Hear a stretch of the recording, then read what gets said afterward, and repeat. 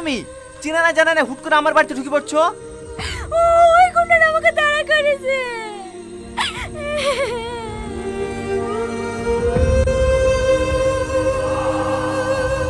কোথায় গুন্ডা? কই বাইরে কেউ নাই তো?